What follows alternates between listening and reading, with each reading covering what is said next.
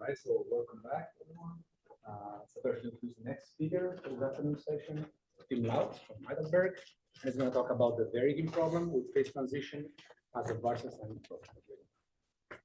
Yeah. Sorry, the mic wasn't on. Yeah, thank you, Fabio. Thanks to the organizers for inviting me, for organizing this nice meeting. So what I'll show you is probably much simpler than the models that, I mean, it is much simpler than the models that we've seen so far, but I hope that you'll see that there's something interesting happening and maybe some analysis that one can do here. This is a joint work with Anna Kubin and Alice Marveggio, two postdocs in Vienna and Bonn. So let me write down the problem. So it's a free boundary problem. I think there was one necessary condition to speak here, and then the other necessary condition was that it has some kind of application in physics or fluids or life sciences. Let me make it a little bit bigger. So maybe what I write down first is maybe a little bit generic. I want to basically I want to consider two fluids, two immiscible fluids, but I want to make my life easier and think of them as being in, inside some porous medium, so that I'd rather have diffusion equations than rather than actually Navier-Stokes. But I mean, I'm interested in kind of having these two fluids interacting. So I'll have conservation laws inside and outside. So maybe I have some space here.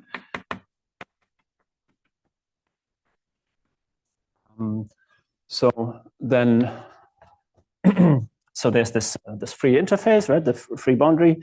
Well, inside, or maybe I start here. So inside, I'll assume to have.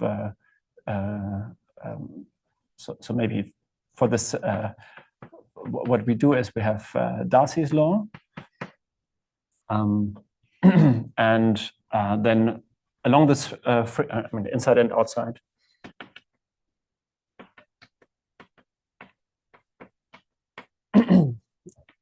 So the velocity is just given by kind of negative pressure field, or proportional to this. We've seen this in a couple of talks already, at least in Antoine's talk. And then, so this interface moves. So this is some omega of t, and here's the complement. And this interface moves. And so I have to pose some boundary conditions here anyways, right? And maybe one too many, so that it's a well-posed problem. So first of all, so I mean, if there was no phase transition, then just this interface would be advected by the fluid velocity u. But if there is phase transition between the two fluids, then well, there's you can have some mass flux through from here to there or from there to here, and you can record all these things by conservation of the total mass in terms of these jump conditions. So jump is always kind of the jump of a quantity across the interface. So these quantities are nice and smooth functions. Think of them as nice and smooth functions in each of the two fluids, but quantities can jump across the free boundary, of course. And so this is kind of just also conservation of the total mass. And then there's one more condition here, the force balance. And the forces that are acting here is, well, there's this pressure. So there's the pressure jump. So pressure from here minus the pressure from there. And that should be balanced by, so I have some surface tension here. So that's the sigma. So that's balanced by surface tension effects, capillary effects. So that's surface tension times the mean curvature. And then the last thing, because I have phase transition, so I should think of what kind of transition this is. And well, the last thing is let me write it here, that the jump of the chemical potential is 0, and I'll write down what the chemical potential is in a second. So maybe I can write it down directly. So chemical potential is just C of rho. And this C of rho is free energy density. So it looks still quite generic. But maybe I write down the free energy. So it depends on rho and depends on this omega. And it's just exactly this free energy density. And maybe instead of omega, I write already chi, which is a function that is equal to 1 in omega and 0 outside. And then, well, this free energy density may depend on the fluid. And it's the mass-specific free energy density. So I integrate with respect to this measure, or the mass measure. And then I want to regularize this and put here a little sigma. This is the surface tension times the area of the free interface. And if I want to write it in terms of this indicator function, half of the people in the room have seen this. This is the total variation of the gradient. So think of, so this indicator function is 1 here and 0 outside. So maybe just a sketch here. So it looks like this. So this is, say, x and chi of x. It's 1 and then 0. So kind of this gradient is kind of, I mean, so for those who have never seen this, it's like a Dirac on this boundary, right? And when I take kind of the total variation of this, I mean, then it doesn't matter if I jump up or down, because it should also be a vector, right? So that thing is kind of recording how long this boundary is or how much surface this boundary has. So this is one way of writing this. Okay. So that's the equation, and there's a nice property of this total free energy is that it's being dissipated. There's maybe one more condition that I should write down. So I should maybe say how the pressure depends on U, and that's it's called Maxwell's law. So pi, so that is a function that depends on rho, and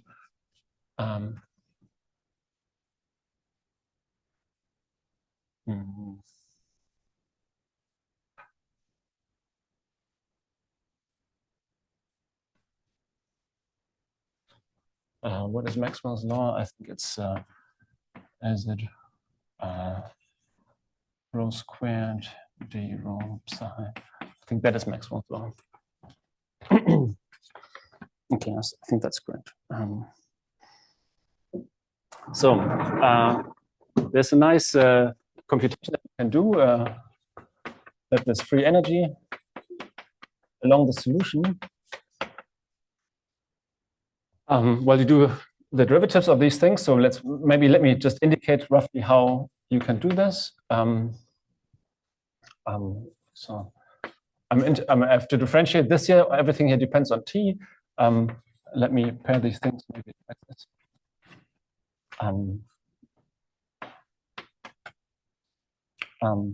So that's one term that I get in the bulk. So this is, let's say, so not on the free boundary, so everywhere away from there. And then there's another term that I get that is on the free boundary, because these functions are not continuous across this free boundary. So I get extra terms there, and maybe with my sign convention, it's the jump of these quantities times the velocity. And then how does the surface area change? Well, that is velocity times mean curvature. And then you just do some integrations. So you plug in the equations.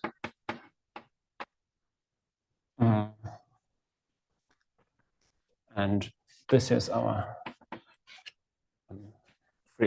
this is our chemical potential. This thing is continuous across the interface. These things here may jump. So when I do the integration by parts here, well, I get rho u dot gradient phi.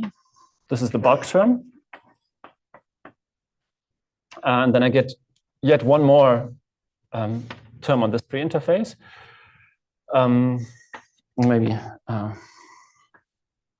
Maybe I'll collect all the three terms on the interface together. So this is phi jump of rho u. It's this quantity here, dotted with the normal from integration by parts.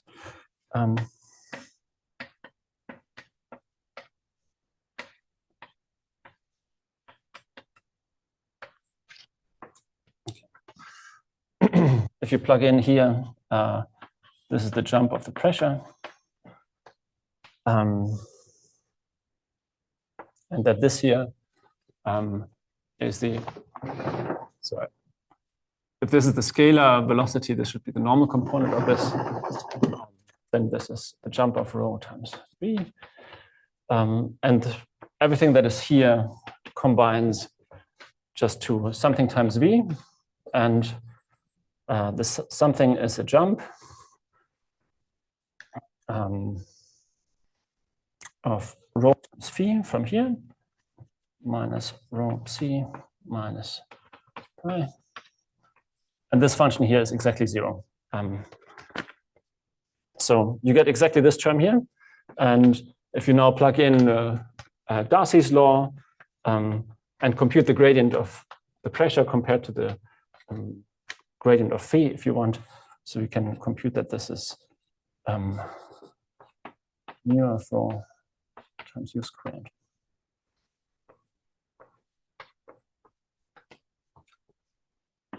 So this is not original. This is a classical calculation that is kind of the derivation of this model, why this makes sense. It's kind of dissipating this free energy.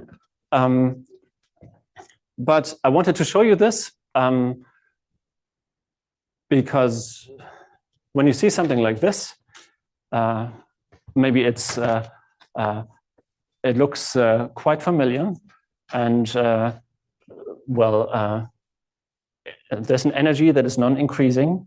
Doesn't mean that kind of we're doing actually a gradient flow, the steepest descent, but it happens to be actually this equation is exactly the steepest descent of this this energy in the space of probability measures, and I want to show this today. And that is kind of you can basically read it off here, and then you can that starts kind of this whole analysis that we did. Okay, so.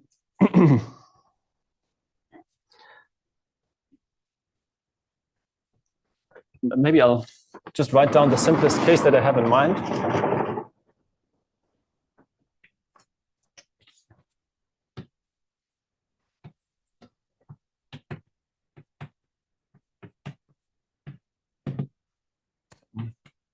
So the simplest non-trivial case, let's say, when this free energy density is log rho, then I get the Boltzmann free energy. So then these equations here become linear diffusion equations.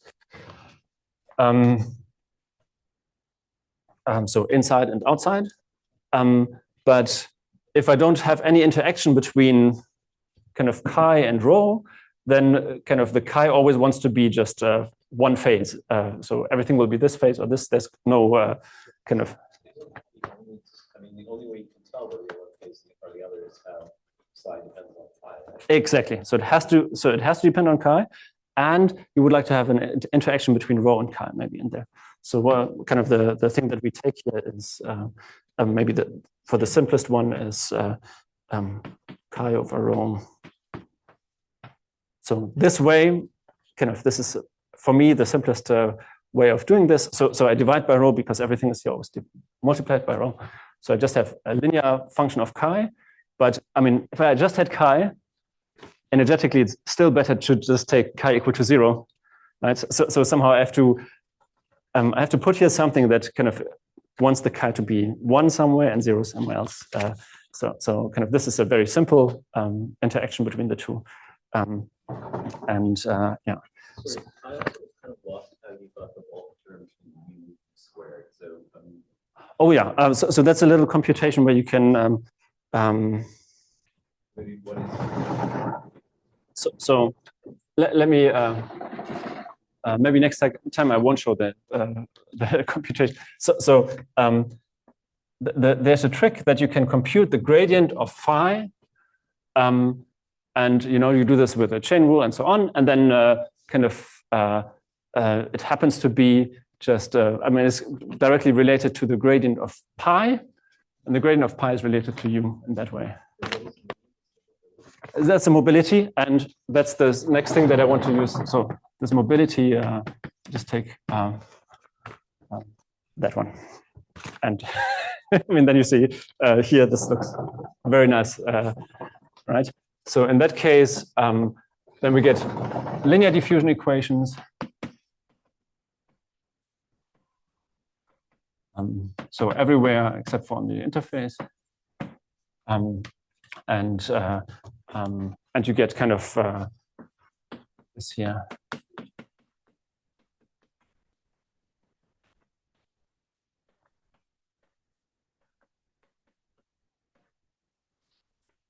So now it's maybe even more obvious that this is the gradient flow, and it's now in this way kind of gradient flow with the standard Wasserstein metric. Yeah. So I mean, if you think of these flows through porous media, you do the porous medium equation in the paper. We do this, but I mean, I think it's good to do. sorry, the C doesn't appear anywhere.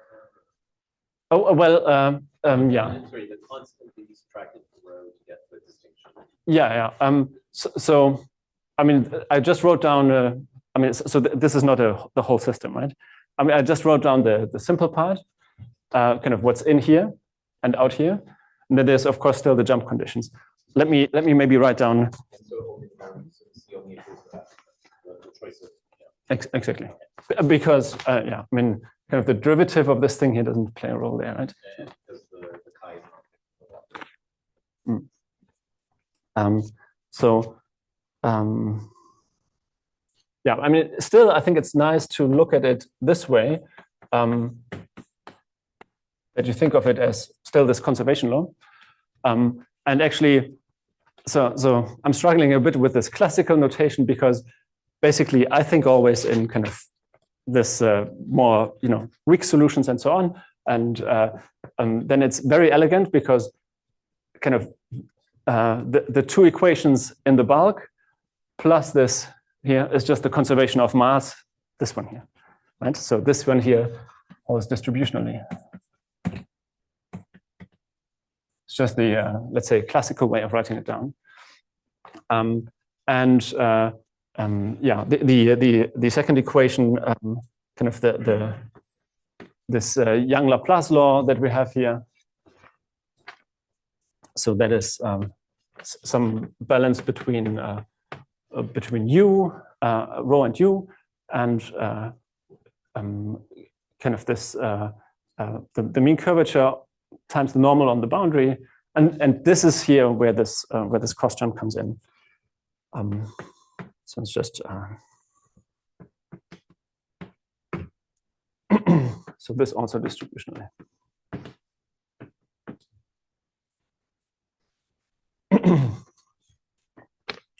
Okay.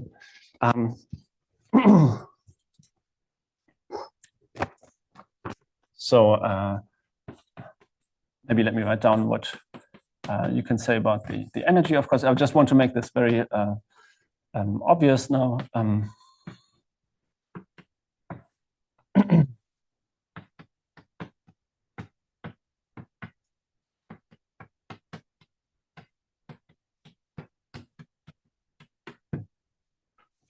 So you have this energy identity if I integrate this up over time, and this here is exactly. I mean, so kind of this is the dissipation that how I dissipate this free energy, and this is of course related to the Wasserstein distance.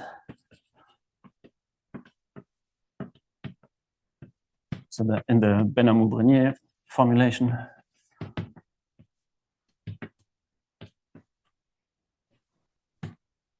So this here really collects the distance between two measures. And then you scale if you do this for different time, but and the u, the velocity field, just has to transport this density, and of course the density at 0 is given and at 1 is given. So this is the Wasserstein distance, Monge-Kantorowicz distance. So this here is kind of the equation I want to solve.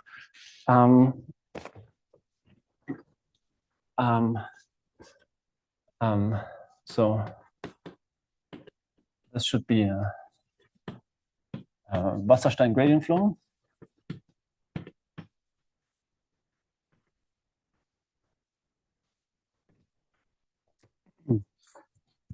And so if I want to construct solutions, I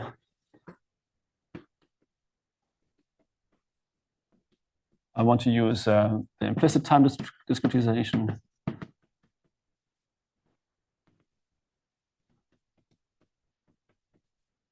So also called the JKO scheme. So that's roughly the idea. But so it's a bit interesting what's happening here actually then. So there's two things that I should say before I state the scheme and then the results. So the metric, I mean, it always depends on how you formulate these things. But if I think of this as a flow of rho and chi, the metric only sees rho, right? So it's quasi-static in the chi. The chi kind of always does the optimal thing. But one way of seeing this is that the metric is degenerate. It doesn't see. So one of our two variables is kind of invisible to this. This is good and bad. So let me first say what's good about it. So the good thing is that the chi that we have, it's kind of doing the optimal thing just basically for the two terms that include chi, which is here this perimeter and kind of some lower order term. So chi is an almost minimizer of the area functional. So for each time, it should be kind of a really nice and well-behaved function. The bad thing is, so we have no control on chi in time. So in space, it's very well controlled, in time not. And that's the two things that we have to worry about. Then there's a third thing. Let me give this a separate point.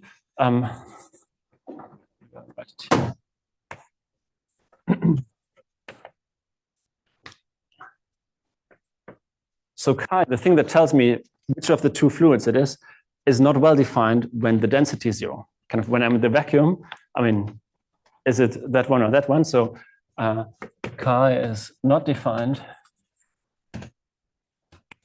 in the vacuum. Kind of, there's really nothing. Rho equal to 0. Thank you. I was thinking of Antoine's talk. In the vacuum, and so what you would imagine. So expect kind of maybe degenerating control on chi in these regions where rho is very small. The smaller rho is, the worse my kind of control becomes.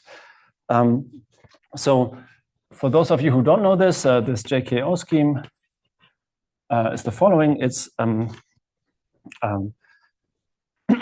it's a time discretization, but kind of maybe an academic one, because kind of approximate this flow by some discrete time discrete scheme. But in each step, I'm doing what kind of the gradient flow would also do.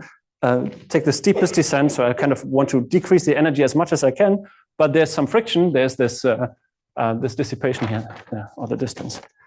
That's kind of keeping me from jumping just to the global minimum. So given so rho 0, chi 0 initial conditions such that they have finite energy and h time step size.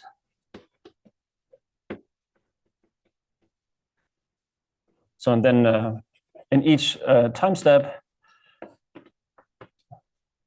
for n, 1, 2, and so on, I do the following. I define the new chi n, rho n chi n, the solution to, I want to minimize overall rho probability measures. So I mean the total density is something, and the total mass is something, and I normalize it to 1, so I take probability measures. And the chi is a map that maps into 0 or 1. It's an indicator function. And I minimize the energy plus this dissipative term.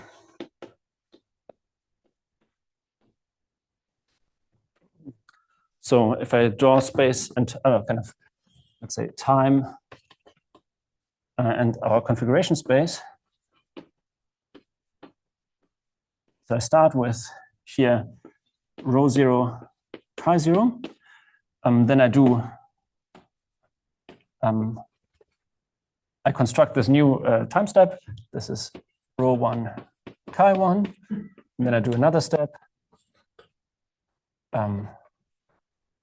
rho 2, chi 2, and so on.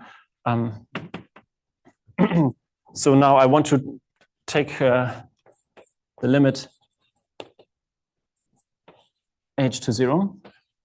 And in order to do this, I mean, you should maybe turn this into some kind of function on this kind of something that is defined in this whole timeline. And then maybe the simplest way of doing this is just taking the piecewise constant interpolation. Okay, so just to have a function that kind of, I can talk about L1 convergence and so on.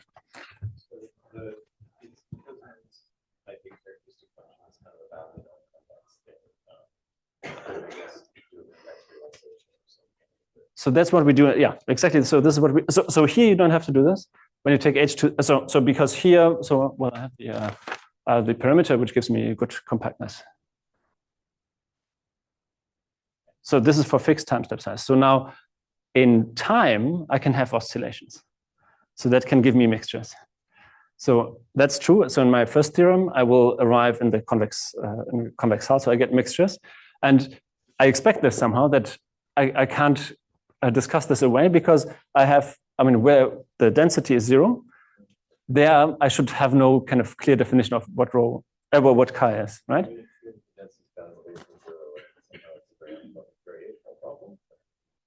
So if it's bounded away from 0, we have theorem 2 that I'll show you in a second. So this is and it's a little bit stronger than this. So okay, so here are the results. So together with Anna and Alice. So these approximations, they converge, and I'm sorry to bother you with kind of what kind of convergences we have, but it's kind of interesting to compare this then also to the literature. So so these densities, they converge strongly, and these indicator functions, a priori, they only converge, you know, they're bounded functions. So maybe weak star, and they call the limit still chi, but this is going to be a mixture. I'm going to So this is a weakly star in L infinity. But here's the thing that I get. So this is from kind of that I have no control on chi in time, but because so this one here I get for free, that kind of also the gradient of this converges in some sense, and this is weak star as a measure. But the total variation of this is usually just a lower semi-continuous object. But we can prove that this converges actually. So so this is this one here. Here. And there's so this one here, maybe I write it here.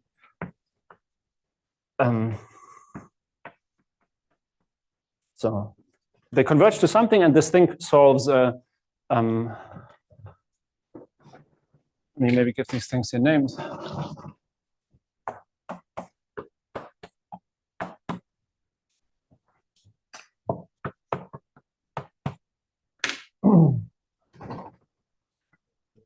The chi here, the weak chi is still. I'll write it down now. Actually, I mean, so still, yeah. So rho of t is a probability measure, of course, for every t. But chi can have mushy regions. So I only have this here. Okay. How do you extend psi? I mean, psi appears to the equation, so you have to extend psi to the mushy region. Yeah. So convex. You take convex. Yeah. So that's yeah. So that's this. That's somehow the. I mean, there's. I would say there's one positive surprise is that you have this strong convergence. So when you say convex, you linearly interpolate psi between its two values. Yeah, I mean. You don't care what it's doing outside 0 and 1. Exactly, yeah. So there you don't have to worry at all. So and this year, yeah, comes from this no control in time. I say no control in time, but we do get some control in time, and this is. But this I cannot do in general. So there's just a. So in dimension at least 3. And if I know that these rows are kind of nice, so this is row H.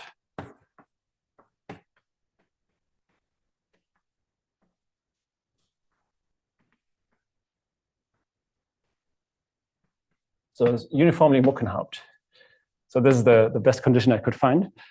Okay, so I mean, so this sounds maybe a little bit technical, but it's kind of really nice part in the proof that you have these two quantities, rho and chi, and of course the rho is, as you can see here, is always kind of our density for kind of the weight of the space. So we should think of these weighted spaces, and so what we actually need is here, and this here maybe indicates that there's some kind of isoparametric inequality that I want to use. So if I have this, so this, and it's effectively slightly weaker than a lower bound. So it can degenerate down to 0, but in a somehow controlled fashion. So if I know this,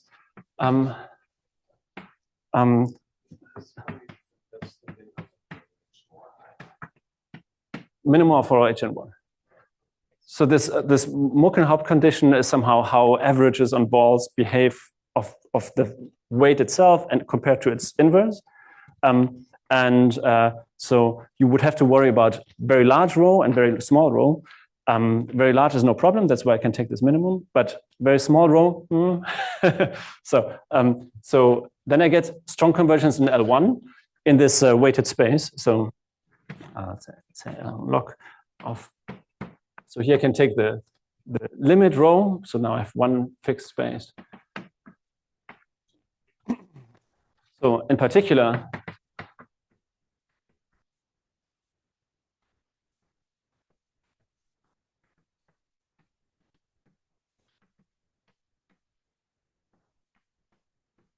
In particular, I know that it's still immiscible in the case where I'm outside of the vacuum. So that's the two results I want to talk about. So, but maybe I should put this into context a little bit.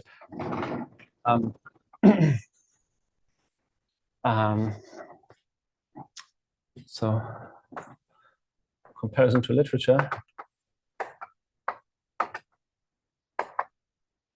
So these kinds of gradient flows that are free boundary problems, there's of course a bit of work on this. So maybe first on this particular problem. So this is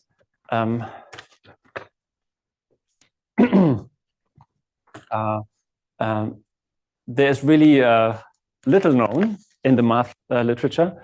So in Juicy's talk earlier, we saw the one reference to Pruss and Simonet, and they were also the only mathematicians, and maybe some others. I'll write them down. So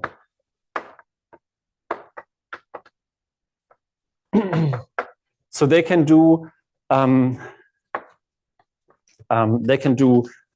short-time existence using PDE methods, semigroup theory, kind of when everything is nice and smooth, or long-time existence when you're close to some equilibrium and they take a sphere. So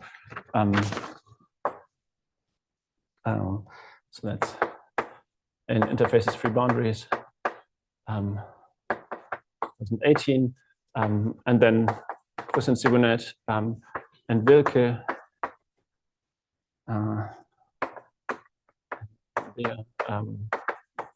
2019. So they do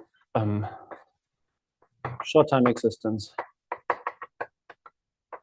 of strong solutions, or long time with initially smooth and close to equilibrium.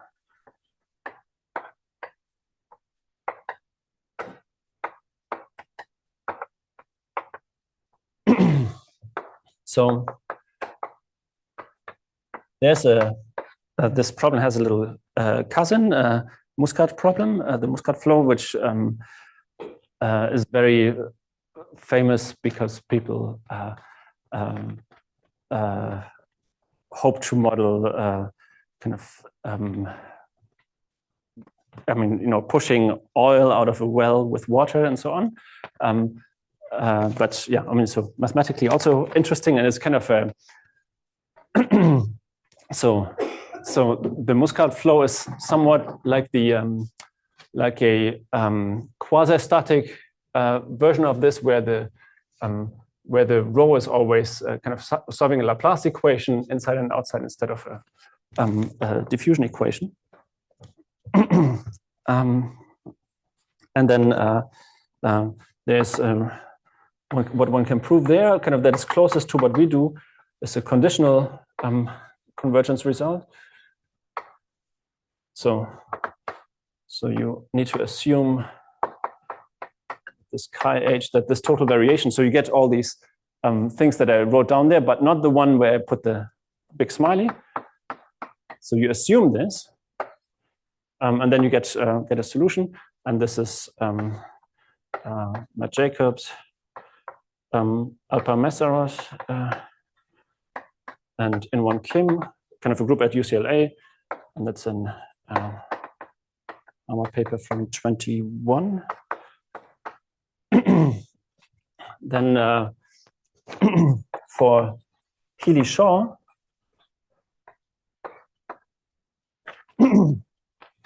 so there you can do so you can get an unconditional result, but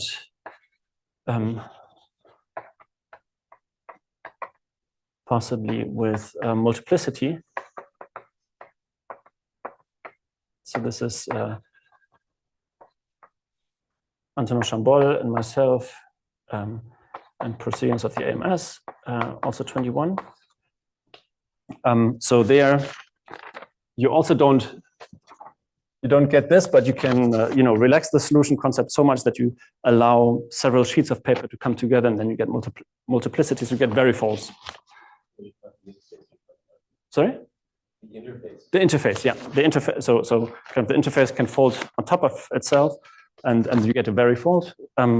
So some kind of Young measure relaxation of this. That is something you can show there. This doesn't happen here, right? We can prove this. So there's unit multiplicity. It's just one interface, and the interface has no reason to get close to itself. I mean, it wants to minimize its area.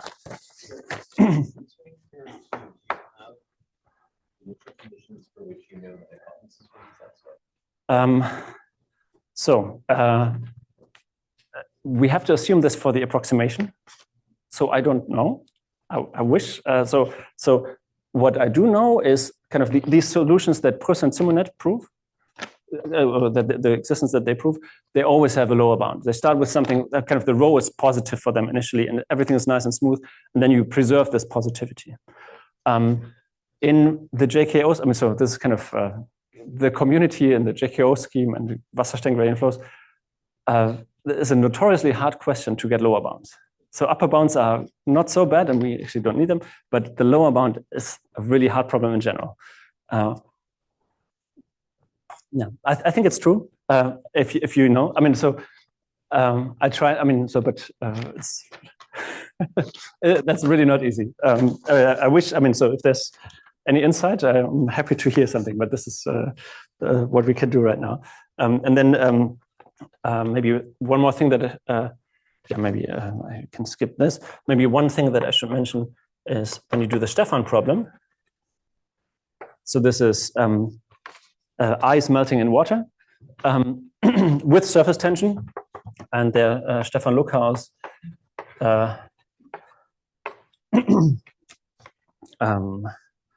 in the 90s. He can also prove kind of this strong convergence, and this is also where we take a lot of inspiration from. Okay, how am I looking with time? With 5 minutes? 10 minutes. Fantastic. Okay. Yeah. Okay. So let me just give you one more remark. So maybe.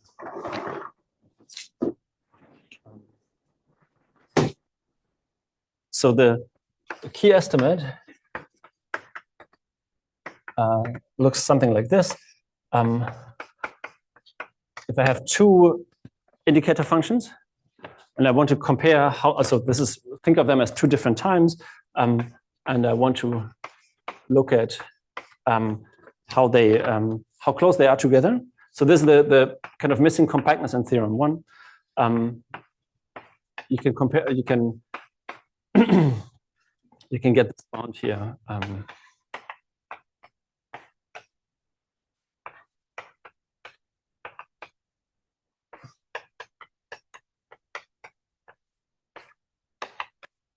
Which I think is very, so this is maybe really the most interesting estimate that we have there. So this is for chi rho phi and chi tilde rho tilde phi tilde that are kind of indicator function, density, and chemical potential in the following way, that they satisfy kind of the Euler-Lagrange equation of this, which is this minus chi tilde constant, and the same for the so this is the tildes, let's say, and then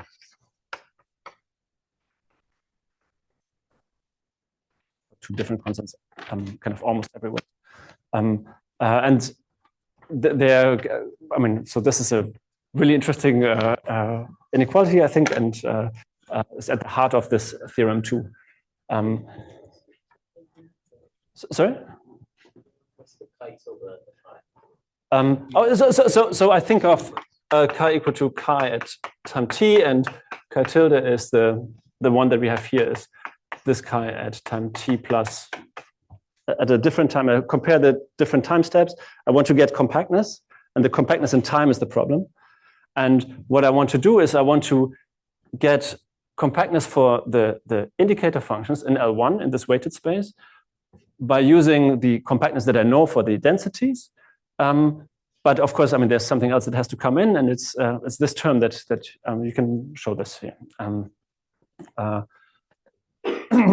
well, that crucially relies on the fact that kind of the chi has to be an indicator function. So both of them, I mean. Sorry,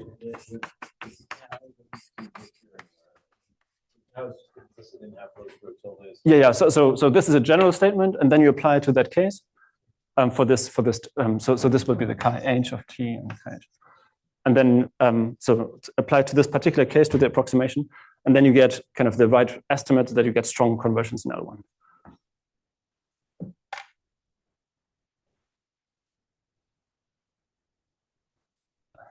When you say the general statement, you take any two characteristic functions That satisfy these equations. and those two are the definitions for the C, the phi, and the phi tilde. But yeah. So it kind of tells you that the phi and phi tilde is kind of the chemical potential, or I mean actually, so chemical potential in the application, but maybe in optimal transport terms,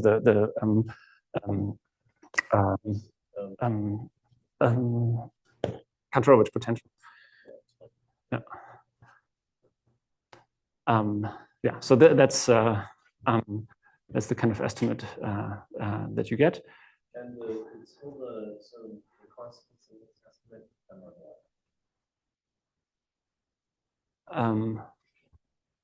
sorry? The constants. Oh yeah, so that's dimension and but we're doing this in the whole space, or depends on what? It's the whole space, yeah. This is in the whole space, yeah. Yeah. Okay. So to wrap this up, so once you have this this estimate, you get control in time on the chi by the control in time that you have for the rho, and you can get kind of strong conversions, and then the limit is also 0,1 valued. Okay. So thank you for your attention, and I'm happy to take more questions.